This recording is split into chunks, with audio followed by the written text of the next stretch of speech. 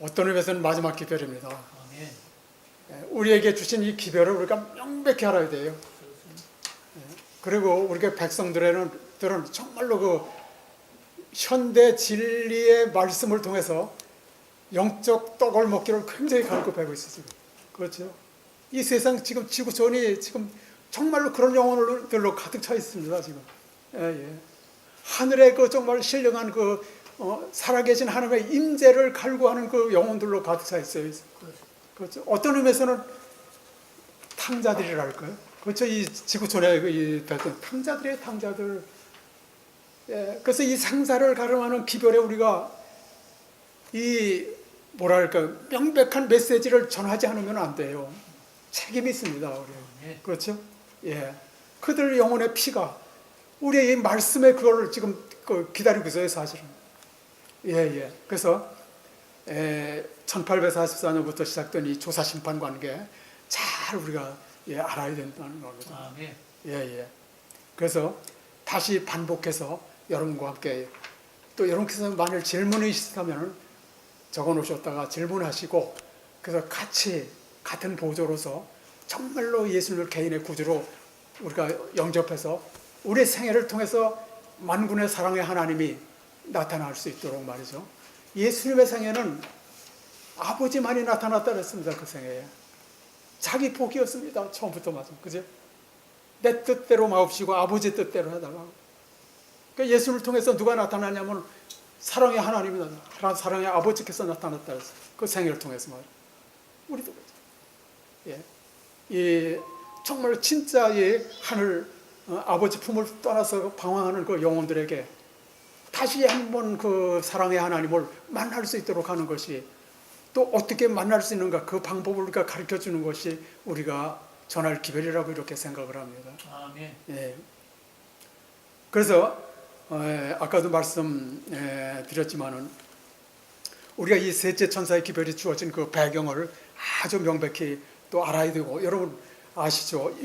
그 1840년 그때에 윌람 밀러가 이제 그 하나의 그 농부로서 그리고 침례교인으로서 말씀을 쭉 연구하다가 어디에 걸렸습니까? 다니엘서 8장 14절에 다니엘 8장 14절에 여러분 보시면은 다니엘 8장 14절의 말씀이죠.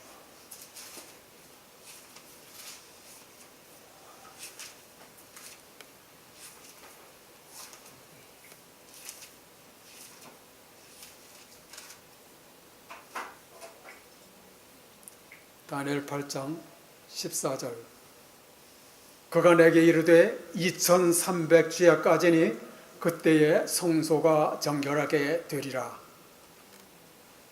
2300주에 관한 이 예언은 마지막 때에 관한 거죠. 마지막 때에 관한 것이죠. 그래서 재림신앙의 기둥과 기초가 되는 말씀입니다. 이것이. 이 말씀이 없었으면 오늘날 재림교회가 이 세상에 등장할 수가 없어요. 그렇죠? 그러니까 2300주야까지니 그때의 성소가 정결하게 되리라. 그 당시에 그 일반 그 기독교인들은 성소를 이 땅으로 봤다 그랬어요. 이 땅에. 그 성소가 정결하게 되는 것은 예수님께서 오셔야 정결하게 되니까 예수님의 재림으로 그렇게 생각했다 이거예요. 그래서 연구하던 중에 그 당시에 그 풍조로 말이죠. 기독교의 그 대강 그 흐름으로 봐서 그러면은 2300주야까지니 그때 그 일일을 1년으로 계산하는 그 법칙 있잖아요. 그죠? 여러분께 다 말씀을 안 드리겠습니다. 너무 또 잘 아는 말씀이기 때문에. 그럼 2300주야는 2300일 2300년이라 이거죠.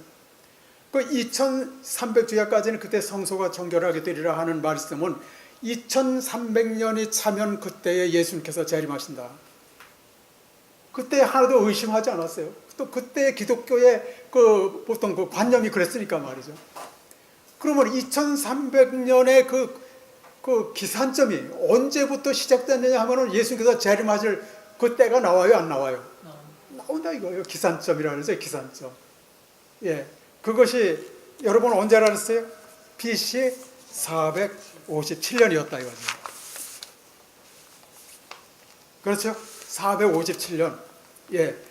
그래서 457년부터 쭉 계산해 보니까 언제가 나옵니까? 1843년 봄하고 1844년 그 봄.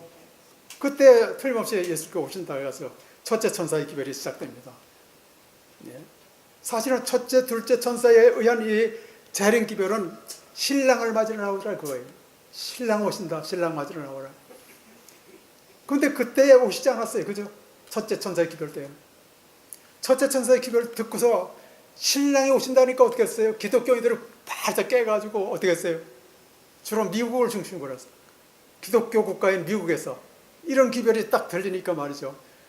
정말 그 신랑을 맞으러 그 준비를 하고.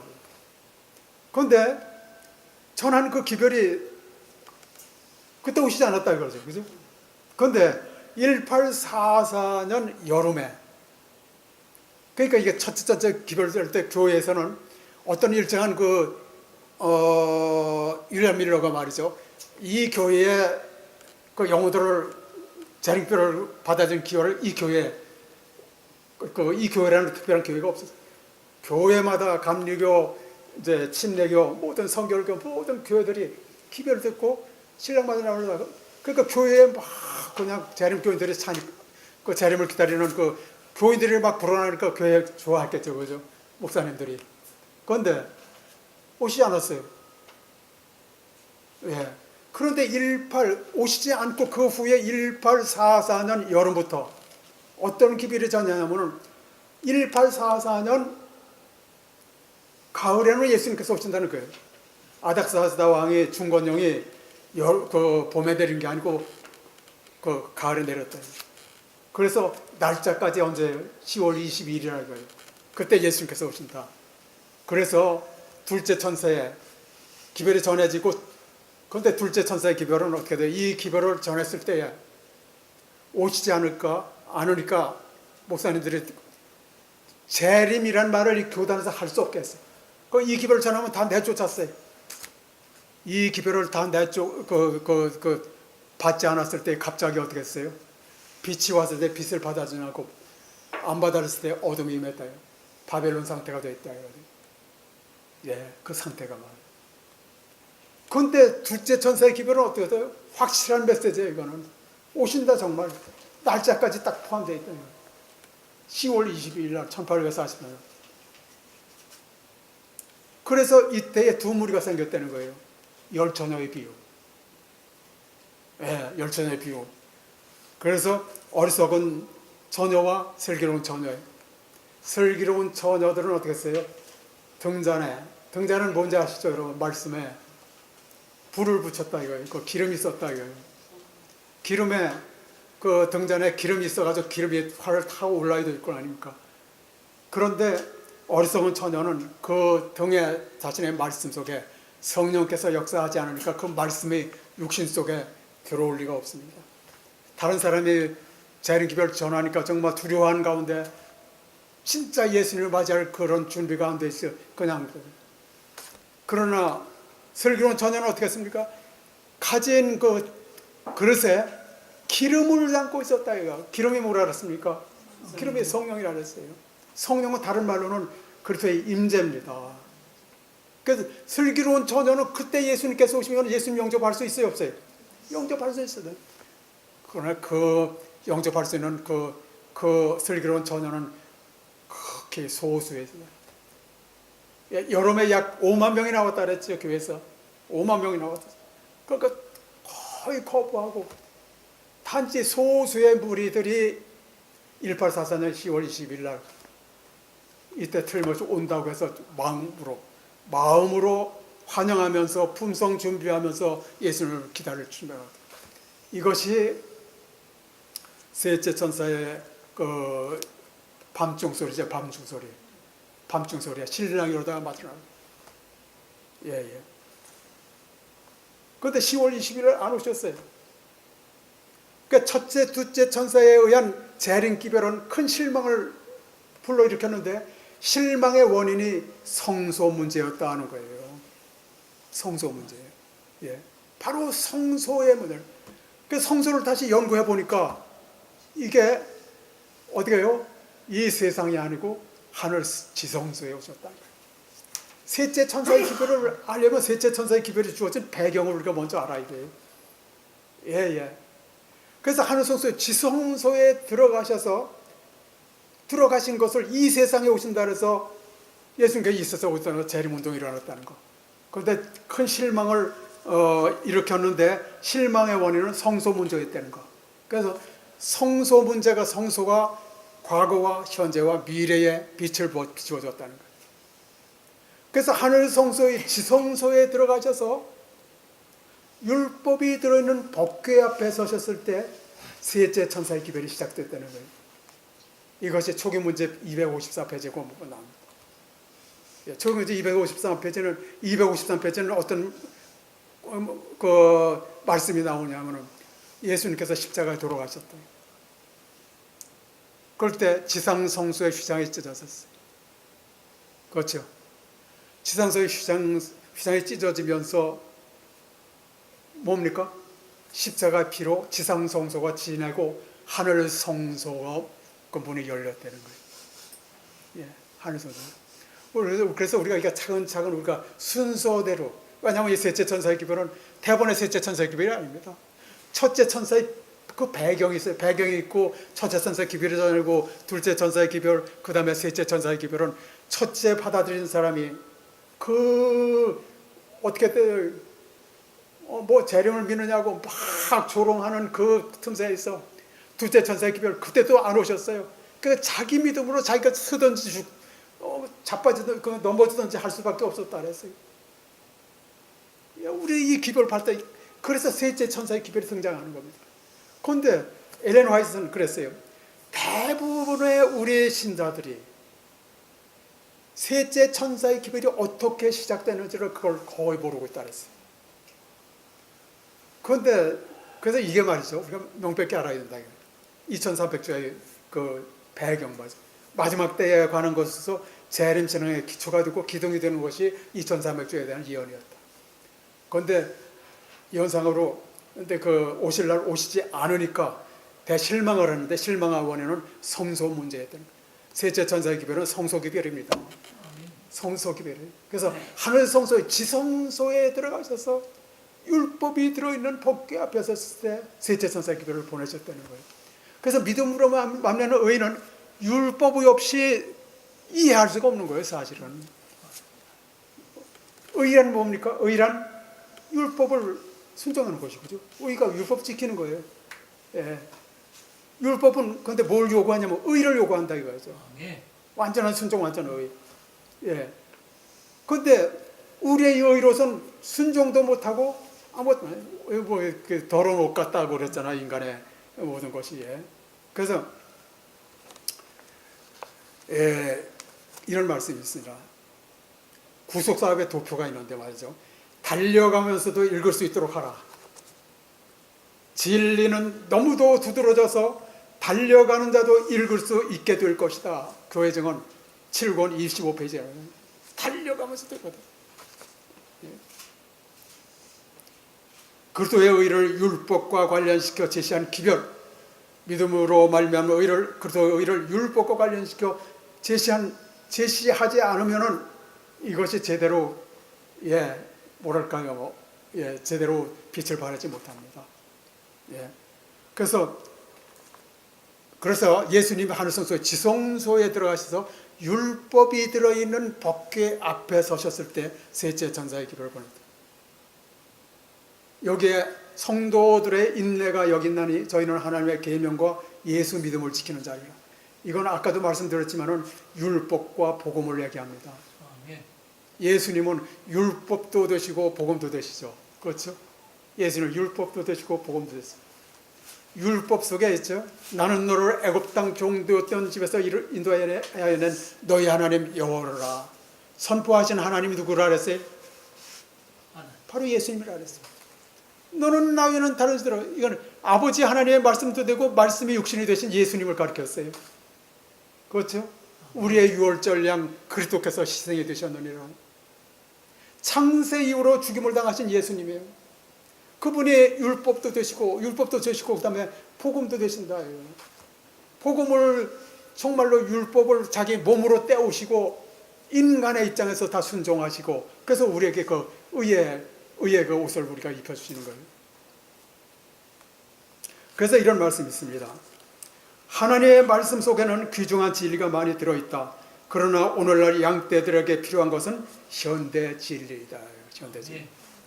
나는 기별자들이 현대 진리의 핵심에서 벗어나 양떼를 결합시키고 영혼들을 성화시키는 일에 적합지 않은 주제들을 강조할 위험을 보았다.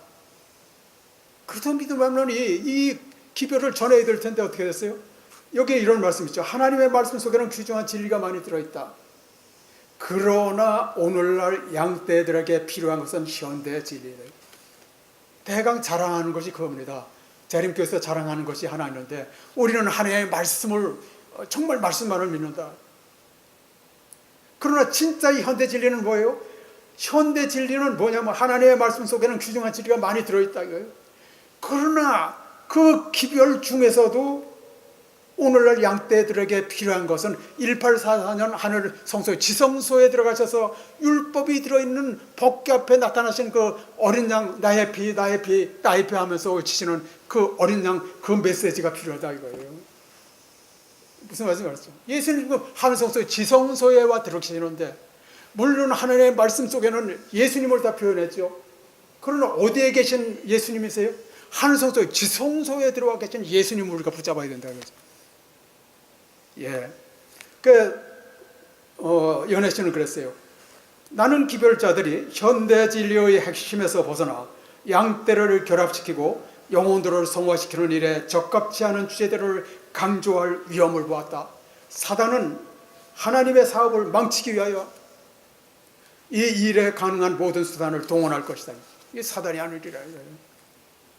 예. 지금 메시지는 성경 모든 말씀을 다 정말로 예수님을 통해서 그걸 다루면 좋아요. 하늘 천소에 거하 계신 예수님. 그러나 처음부터 창세기부터 저 하면요, 이것이 어디에 초점을 맞춰야 할지 몰라요. 영과 사단의 영인가 그리스도의 영인가 몰라요.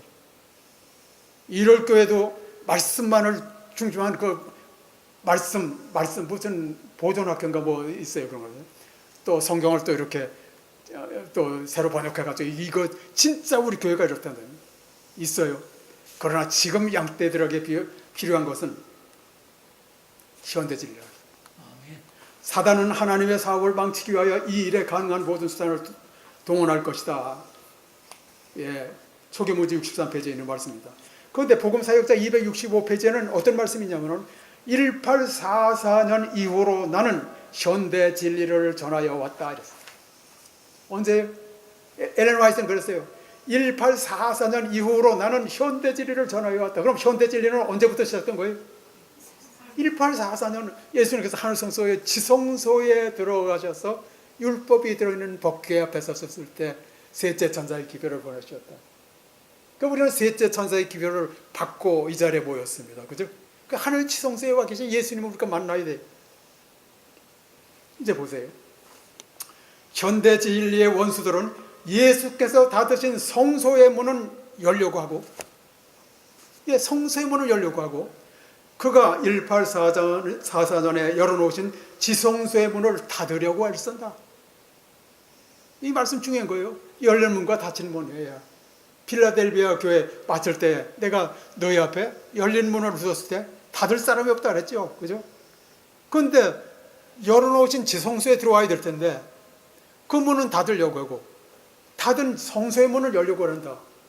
그럼 예수님께서 하늘 지성소에 계시는데 성소에 계시는 예수님을 찾고 있다 이거예요. 초계문집에 여러분 이 말씀 어떻게 적용돼요? 거기에 누가 와 있다 그랬어요? 사단이 와 있다 그래요.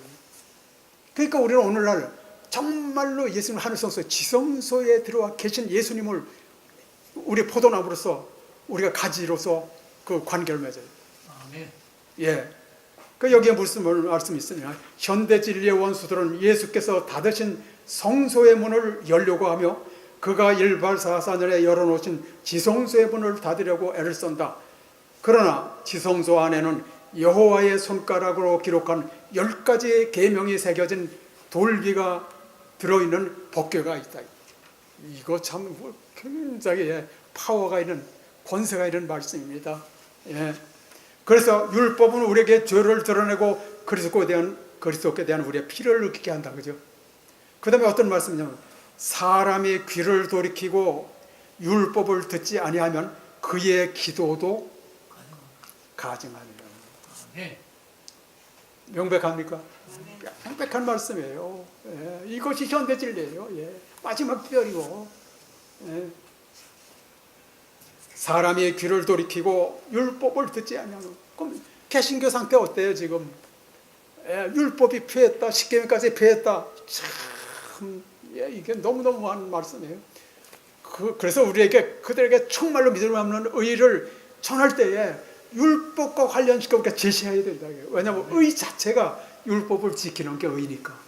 율법이 볼 빼놓으면 믿음 없는 의가 뭔지 희미해요. 명백히 답이 안 나와요. 그죠?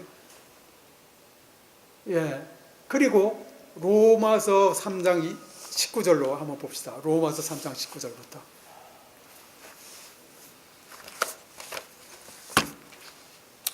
로마서 3장 19절로.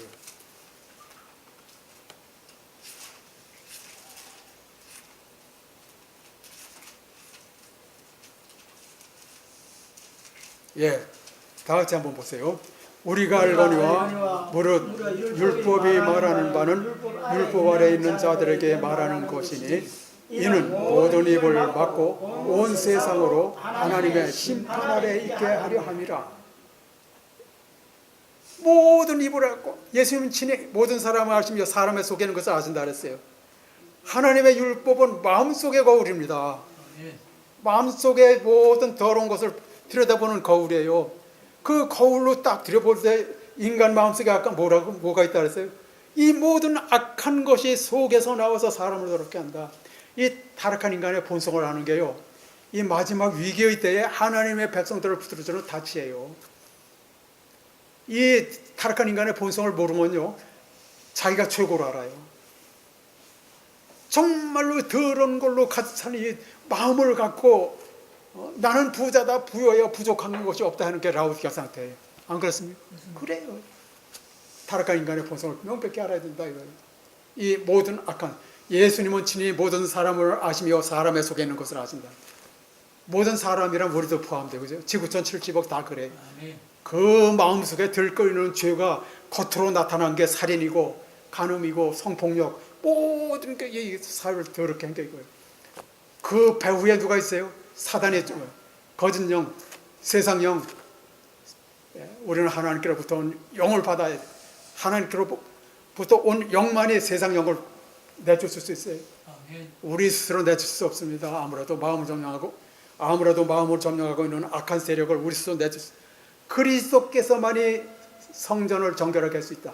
그러나 그분은 옛날 예루살렘 성전에 들어갔었던 것처럼 강제로는 우리에게 들어오셔야 한다. 누구든지 내 음성을 듣고 문을 열면 내가 그에게로 들어가 그로 더불어 먹고 그는 나로 더불어 먹으래. 아시겠죠? 예. 자, 20절 봅시다. 20절 읽어봅시다. 20절.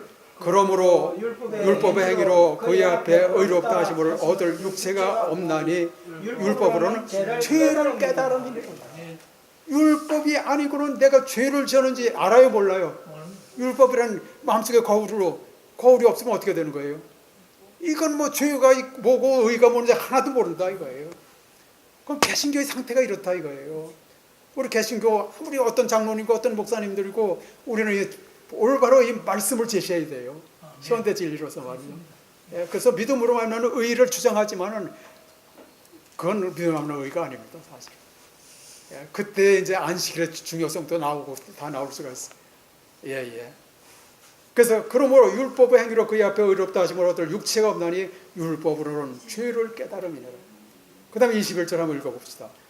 이제는 율법에 의해 하나님의 한 의가 나타났으니 율법과 선지자들에게 증거를 받은 것이다. 이 율법에 하나님의 한 의는 이제 우리 22절에 보면 예수 그리스도인데, 그래서 한 의가 나타났다. 예수님의 이것이 1844년 셋째 천사의 기별과 연결이 되는 거예요. 1844년에 그 율법이 들어있는 복궤 앞에 누가 나타났어요? 예수님이 나타나셨어요. 그죠? 예수님이 나타나셨다 이거예요. 1844년 하늘성소의 지성소에 들어가셔서 율법이 들어있는 복궤 앞에 서셨을 때 누가? 예수님께서 피를 가지고 서셨어요. 나의 피, 나의 피, 나의 피. 기다려, 기다려, 기다려. 그때 셋째 천사의 기별을 보내셨다 이거예요. 예. 이 관계를 명백히 알아야 됩니다. 예. 그래서 곧 22절, 곧 예수 그리스도를 믿음으로 말미암아 모든 믿는 자에게 미치는 하나님의 의인이 차별이 없느니라. 그 예수님께서는 하늘과 땅 사이에 차별이 없느니라.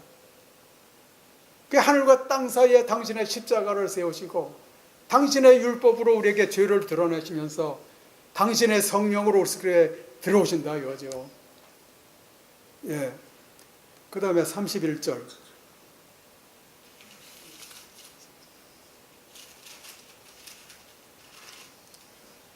그런즉 우리가 믿음으로 말미암아 율법을 폐하느냐 그럴 수 없느니라. 도리어 율법을 굳게 세우느니라. 믿음으로 말미암아 의를 제대로 깨달으면 율법을 높일 수밖에 없어요. 아멘. 안 그래요? 예. 우리는 그리스도의 의를 받아서 율법을 높이도록 하기 위해서 우리가 택함을 받았어요. 부르심을 받고 택하심을 받았습니다. 예. 너는 나 외에는 다른 신들을 내게 있게 말지는 거예요. 안식일을 기억하여 거룩지라. 너는 나 외에는 다른 신들을 내게 있게 말지니라. 나 외에는 다른 신들. 그 하나님은 어떤 하나님이에요? 하늘과 땅과 바다와 그 가운데 있는 모든 것을 지으신 하나님이시라. 그렇죠? 그래서 안식일을 기억하여 거룩히 지키라. 그럼 이건 계명을 지켜야 되는데 어떻게 지켜야 돼요? 거룩히 지켜야 된다. 예, 그럼 거룩히 지키려면 지키는 사람이 어떤 사람이 돼요? 거룩한 사람이 되어야 한다 이거예요. 아멘. 의를 받아야 거룩하게 되죠. 그리스도의 그리스도의 순종, 그것이 우리의 순종이 되고 우리의 의가 되어야죠. 예. 그래서 그런즉 우리가 믿음으로 말미암아 율법 폐하느냐 그럴 수 없느니라 이거예요. 오히려 율법을 세우느니라. 왜냐하면 율법이 없는 의는 있을 수가 없어요. 의라는 율법을 지키는 것이기 때문에. 그 어떻게 지키느냐? 믿음으로 말미암아 그 의를 받아 지킨다. 그러면 이제 우리가 이게 그렇죠? 순서를 알고 이렇게 그죠? 우리가 이해가 될 수 있죠, 그죠? 예. 자, 계시록 11장 19절 봅시다. 계시록 11장 19절.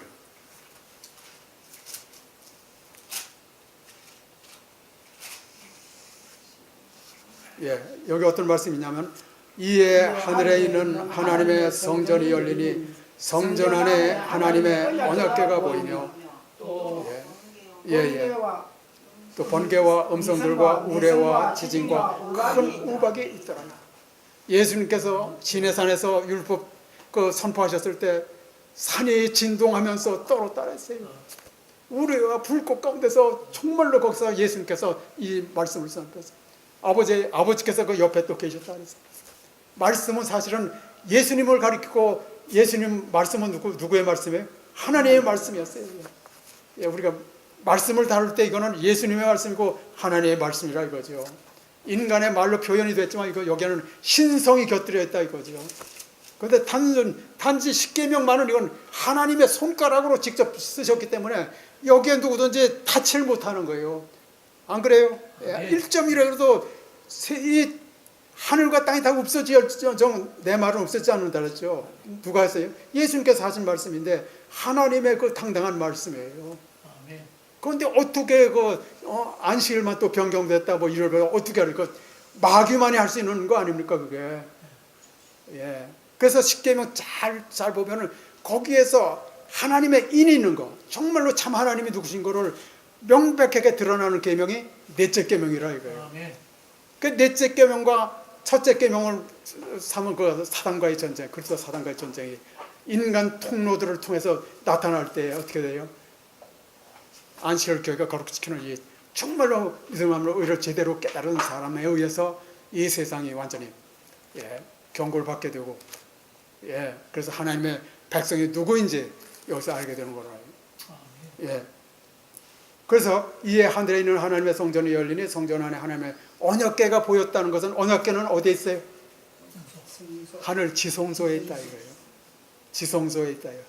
그러니까 우리는 오늘날 하늘 지성소에 와 계신 그리스도, 예, 우리는 명백히 알아야 돼요. 하늘 지성소에 이 기별이 마치면은, 이 사업이 마치면은, 셋째 산의 기별을 마치고, 그때는 진짜 예수님께서 오시는 거예요. 진짜 예수님의 임재가 없는 사람은 맞이할 수 없어요. 날 떠나서 너희가 아무것도 할 수 없다 그랬어요. 그러니까 명백한 그 메시지를 전해야 된다 이거죠. 예, 그래서 말이죠.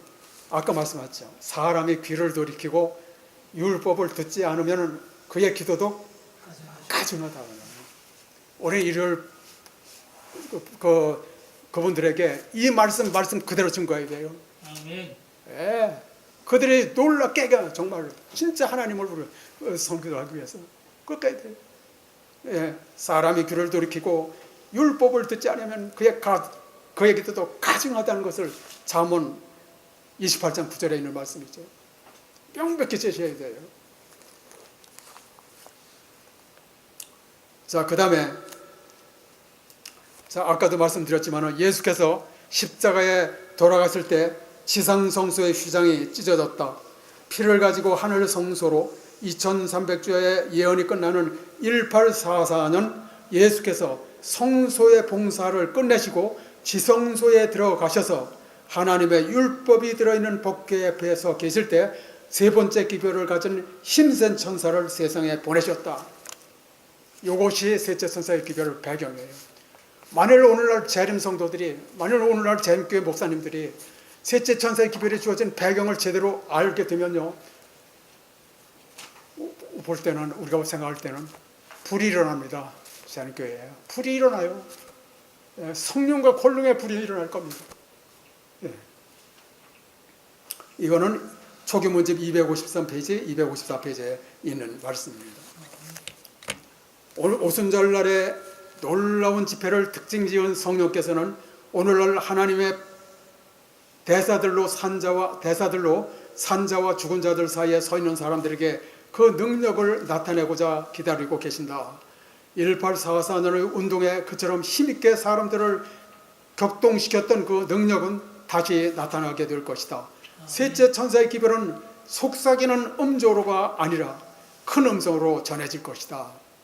예, 교회 증언 5권 252페이지입니다.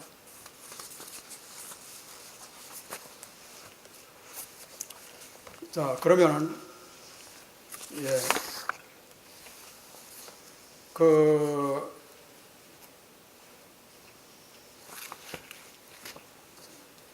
오늘 하늘 성소에 지성소에 들어와 계신 예수님, 그분이 지성소에서 나오시면은 모든 사람의 운명이 끝난다는데, 오늘날 우리의 운명은 언제 끝날까요? 우리는 1844년 이후에 매일이 마지막 날입니다. 마지막 날입니다. 율법은 우리에게 죄를 드러내면서 믿음 없는 의이신 그리스도를 영접하지 않은 채 죽으면 어떻게 해요? 아무리 재림 신자라도 그대로 의를 받지 않고 죽으면 어떻게 돼요? 그 사람 운명 거기서 끝나는 거예요. 일월 휴업령 따질 필요가 없습니다. 언제나 매일이 마지막 날이라 그랬어요. 그럼 성령은 죽어서 받습니까? 예. 늦은 비는 죽어서 받아요. 그럼 일요일 휴업령 후에 늦은 비가 내리면 어떻게 하죠? 그 전에 죽은 사람 뭐예요? 소망 있어요, 없어요? 소망이 없지. 소망이 없는 거예요. 예. 늦은 비가 자꾸만 그때 된다들. 죄인 그대로. 예. 소망이 없는 거죠. 예. 늦은 비가 내리는 목적은 있죠. 5가지 목적이 있는데, 첫째가 곡식을 익게 하는 거예요. 추수하기 전에 곡식이 익어야지 추수하죠.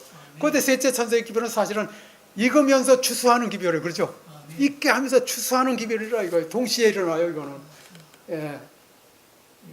그 곡식이 익는다는 건 여러분 어떻게 생각하십니까? 하나님의 백성들 가운데서 하나님의 품성, 그리스도의 품성이 재현되는 게 아닙니까? 그렇죠? 그래요, 예. 하나님의 품성이 재현되는 것은 성령을 받아야 재현되죠. 성령의 열매 9가지가 그게. 그래서 품성이고 하나님의 품성인데, 그럼 성령을 받을 때에 예수님의 임재로서 임재의 열매가 열린다 이거예요. 예수님이 우리를 통해서 나타나신다 이거죠. 9가지 열매를 통해서 누가 나타나? 우리 자신이 아니고 자아가 아니고 그리스도께서 우리를 통해서 영광을 받으시고, 그리스도께서 정말 아시죠? 성령께서 하시는 사업이 뭡니까? 예수님만을 높여요. 성령 받은 사람의 특징이 그겁니다. 예수님만을 어떻게 돼요? 안 그래? 내가 땅에서 들리면 모든 사람을 내게로 이끌노라.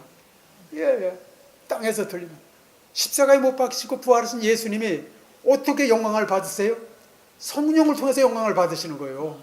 성령 받지 않으면 내가, 그렇죠? 예. 그래요. 그래서 우리가 이 메시지를 아주 명백히 알아야 합니다. 자, 그러면은 우리가 이제 여기에서 행위로 말미암는 의와 믿음으로 말미암는 의가 있어요. 예.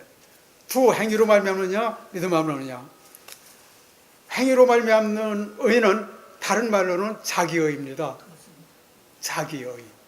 예. 자, 성경 로마서 3장 20절 다시 한번 봅시다. 로마서 3장 20절. 행위로 말미암는 의. 예.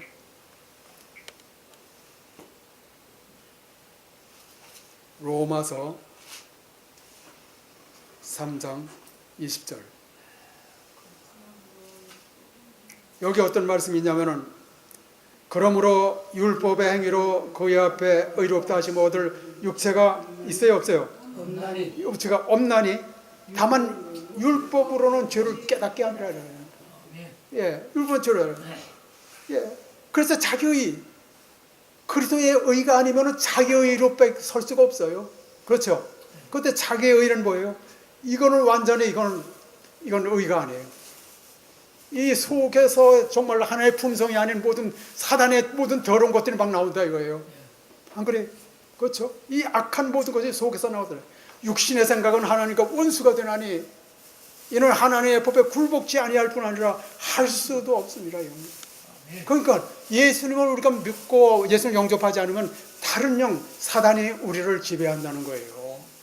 그러니 믿음 없는 의를 받지 않은 목사나 그 성도들, 양떼들은 어떻게 돼요? 그 운명이 명백하잖아요. 예수님께서 오실 때. 자, 예수님이 영접지 않고 죄를 가진 그대로, 죄는 어디 있어요? 내 소고기에 거하는 죄. 죄를 그대로 갖고 잠들면은 깰 때에, 죽을 때 육체는 분해되지만은, 지금 뭐 오늘도 이제 장례 저기 가는데, 그대로 자기가 죄 있는 그대로 죽으면 어떻게 돼요? 깰 때 그 죄가 다 살아난다 그랬죠. 부활이 두 가지가 있잖아요. 의의 부활하고 심판의 부활. 예, 깰 때 다시 일어나는데, 죄를 해결하는데 예수님께서 그 죄를 담당하도록 허락하지 않고 죄를 갖고 그대로 죽은 그 믿는 자들은 어떻게 돼요? 죄인으로서 죄값을 갚아야죠. 그래서 1000년 후에 둘째 뿔에 일어나는 그거예요. 그러니까 이걸 그냥 명백히 그래. 예. 그 영혼들을 불쌍히 여기면서 우리는 명백한 메시지는 줘야 된다 이거죠. 받고 안 받는 건 그들에게 달려있죠. 예. 그렇죠? 예. 그래서 죄는 죄가 발견하는 곳마다, 시대소망 107페이지에 그런 말씀이 있더라고요. 죄가 발견하는 곳마다 우리 하나님은 불이 되신다. 예. 그래서 성령께서는 우리 속에 성령께서는 우리 속에 들어서 죄를 아주 쫓아버린다. 아주 태워버린다. 죄를 웃게 한다. 그러나 죄를 갖고 그대로 잠든 영혼은 죄가 그 죄를 갖고 있는 육체를 태워버린다는 거예요. 엄청난 거예요. 그래서 생사를 가름하는 기별입니다. 예. 우리가 메시지를 딱 명백하게 제시할 때 그 자리에서 거부하는 영혼 위험합니다. 자기 운명을 자기가 결정하는 거예요. 안 그래? 그래서 우리가 메시지를 전할 때 명백하게 우리가 메시지를 전하고, 그 다음에 그러면은 그 피는 그 영혼에게 책임이다. 너는 피해서 해방이 된다. 그 말씀이죠. 파수꾼에게 하신 말씀이죠. 파수꾼이 우리는 지구촌의 파수꾼으로서 우리가 등장했어요. 안 그래? 예. 그 다음에 마태복음 22장 12절. 예, 행위로 말미암는 의, 마태복음 22장 12절.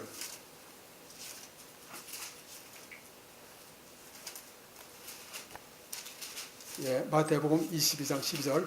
어떤 말씀이 있습니까? 가로되 친구여 어찌하여 예복을 입지 않고 여기 들어왔느냐 하니 제가 유금무하는 예. 이르되 친구여 어찌하여 예복을 입지 않고 여기 들어왔느냐 하니 그가 아무 말도 못하거늘. 예복은 누가 준비했어요? 임금이 준비했죠. 예수님이 준비하셨죠. 하나님께서 준비하셨죠. 예, 이거는 선물이라 그랬어요. 또 의가 예복이라 그랬죠. 의가 품성이고 의가 기름이라 그랬고. 그렇죠? 다 같은 말이에요. 예, 그 의가 우리 속에서 역사해야 된다 이거죠. 예수님께서 우리 속에서 그분의 삶을 살 수 있도록 우리가 허락을 해야 된다 이거죠. 그렇죠? 예. 그래서 의를 통해서 하나님께서 영광을 받습니다. 우리를 통해서 그리스도가 나타나시고 그리스도의 영광, 하나님께서 영광을 받으신다 이거예요. 하나님의 품성을 통해서. 그렇죠? 예. 그런데 여기에는 어때요? 한 친구가 이 왕이 혼인잔치를 베풀고 있는데 그 예복까지 다 준비해 놓으셨어. 누가 예복을 입고 있나 안 입고 있느냐 하는 것을 그 조사하는 것이 아까 뭐라 했어요? 조사 심판이라 했어요. 조사 심판을 뭐 우리가 뭐 어서 거룩하게 해도 어떻게 안식을 거룩하게 지켜. 거짓말이에요. 이거는 할 수 없고 하지도 못할 걸. 올해 십자가의 피를 우리가 십자가의 그 보혈의 능력을 우리가 높이는 대신에 그대로 받는 대신에 나누어 주신 의이신 성령 그리스도의 임재가 필요하다 이거예요. 그 빈 곳을 성령으로 채워야 된다. 하나님의 임재로서 채워야 된다 이거예요. 그게 붙어 있는 것이라 이거예요. 가지가 포도나무에서 떨어지면 어떻게 돼요? 예수님께서 말씀하셨죠. 내 안에 거하라 나도 너희 안에 거하리라. 거한다는 것은 성령을 끊임없이 받는 걸 의미합니다. 그 사람이 내 안에 거하지 않으면 가지처럼 밖에버려 말라지나니 사람들이 그것들을 갖다가 불에 살라 태웁니다. 화장 있죠. 화장한 날이죠. 화장에도 두 가지 종류가 있죠.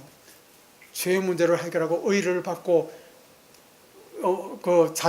잠들면 이건 예, 의인의 죽음은 소중한 겁니다. 그러나 의를 받지 못한 믿는 자들이라고 하는 그분들은 자기 의에서 하나님께서 받지 못해요. 죽어도 그 죄가 살아난다 이거예요. 죄를 갖고. 명백히 알아야 돼요. 그 여기 보면 임금이 사원들에게 말하되 그 손발을 묶고 바깥 어두운 데에 내던지리라. 거기서 슬피 울며 이를 갈게 되리라. 재림 신도들에게 주어진 성도들에게 주어진 이 기별은 믿음으로 하면 의입니다. 이거를 재림 성도 중에 한 번도 받지 못하면 어떻게 해요? 아무리 몇십 년 신앙생활을 해도 어떻게 돼요? 소망이 없이는. 명백합니다. 우리가. 명백해요. 우리는 분명한 메시지 전해야 돼요. 그리고 그가 살든지 숨든지 결단을 내리도록 해야 됩니다. 예. 자, 그 다음에는 이사야 64장 6절. 이사야 64장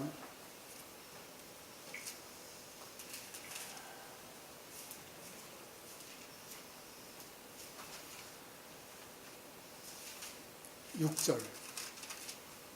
어떤 말씀이 있습니까? 무릇 우리는 다 부정한 자 같아서 우리의 의는 다 더러운 옷 같으며 우리는 다 이스라엘같이 시들므로 우리의 죄악이 바람같이 우리를 몰아가나이다. 어떤 말씀이 있습니까?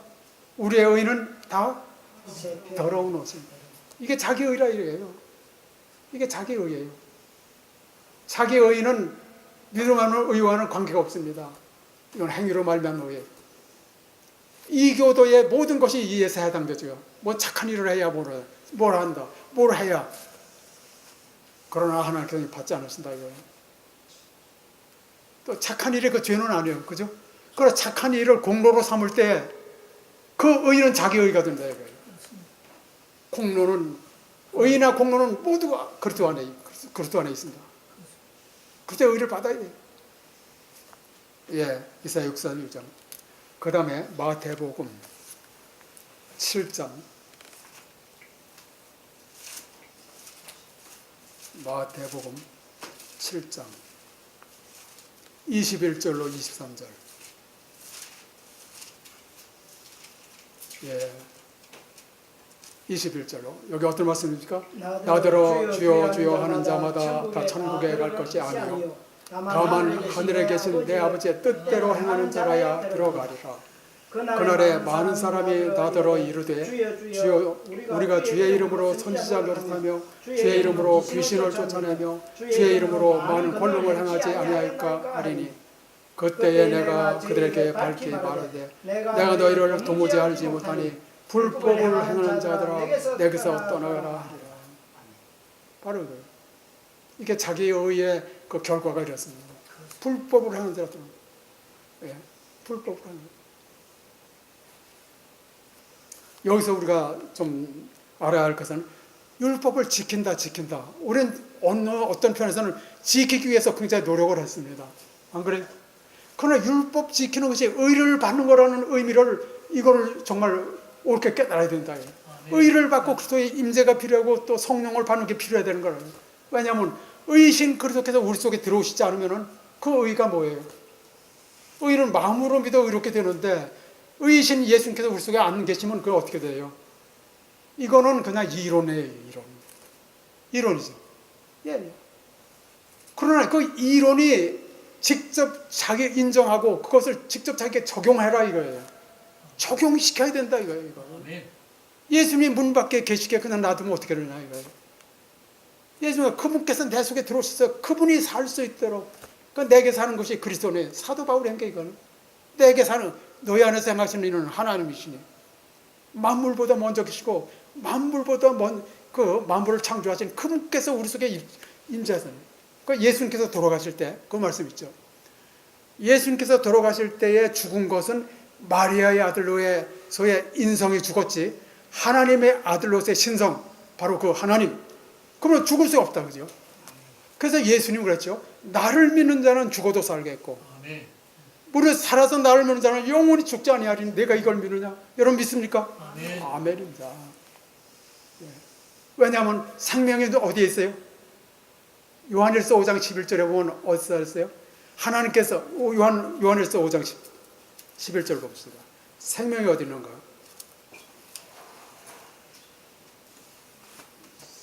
요한일서 5장 11절.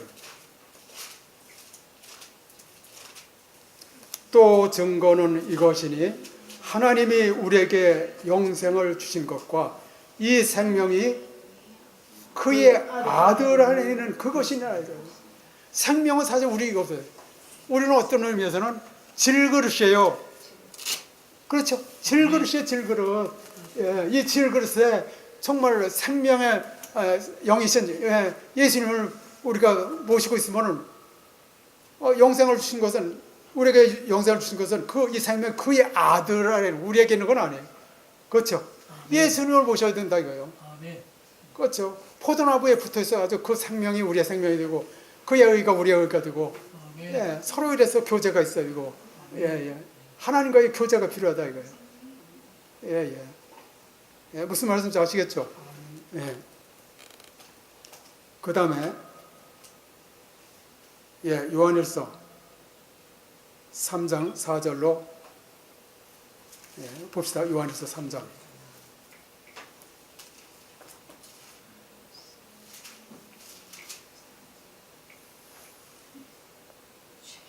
4절. 여기는 죄를 지는 자마다 불법을 행하나니 죄는 불법이라. 여기서 불법이라는 것은 하나님의 율법을 지키지 않는 게 불법이에요. 그러니까 여기서 우리가 확실히 알아야 될 것은 하나님의 율법을 지키는 것은 의라 그러죠. 하나님의 율법을 지키지 않는 것은 뭡니까? 이것은 그 죄죠. 그죠? 죄는 하나님의 율법을 지키는 건 의고 하나님의 율법을 지키지 않는 것은 이거는 죄. 그렇죠? 하나님과 인간을 분리시킨 것은 죄인데 다시 말하면 하나님의 율법을 지키지 않으면 하나님과 인간이 분리된다 이거죠. 그렇죠?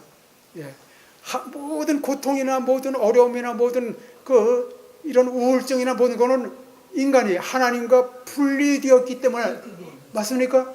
우울증이나 이런 거 하나님이 분리되었기 때문에 생기는 거예요. 모든 고통이나 모든 불행이나 안 그래요? 그런데 예수님께서 왜 죽으셨어요? 베드로전서 베드로전서 2장 베드로전서 2장 24절 친히 나무에 달려